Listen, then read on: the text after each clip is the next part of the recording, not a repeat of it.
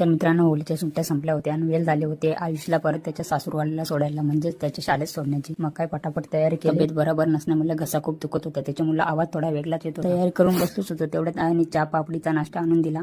पटापट चहा नाश्ता संपवला. मॅपवर बघितलं तर घरापासून आईची शाळा 64 किलोमीटर अंतरावर होती. प्रवास खूप दूरचा होता, म्हणून सेफ्टीसाठी हेल्मेट सुद्धा, त्याचबरोबर ड्रायव्हिंग लायसन, आरसी बुक आणि आधार कार्ड आणि पॅन कार्ड डॉक्युमेंट सुद्धा घे. पार्किंगला जाऊन बघितलं तर गाड्यांची हालत काय अशा प्रकारे होती. पॅशन प्रो तेवढा लांबचा प्रवास करणार नाही, त्याच्यामुळे R15 कडे बघितलं तर ती पूर्णपणे धुलीनं घाण झाली होती.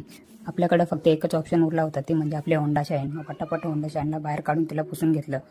सर्व तयारी करून प्रवासाला सुरुवात केली. आयुषला नवीन चप्पल घ्यायचे होते, म्हणून शहापूर बाजारात येऊन थांबलो. चप्पलच्या शॉपवर जाऊन त्याला नवीन सँडल घेतले. सँडल घेतल्यावर पुन्हा प्रवासाला सुरुवात. कुठेही न थांबता आम्ही डायरेक्ट आयुषच्या शाळेजवळ येऊन पोहोचलो. त्याच्या शाळेचं नाव आणि आजूबाजूचा परिसर तुम्ही काका आयुषला शाळेत सोडून आले. पुन्हा घरी यायचा प्रवास आम्ही सुरू केला.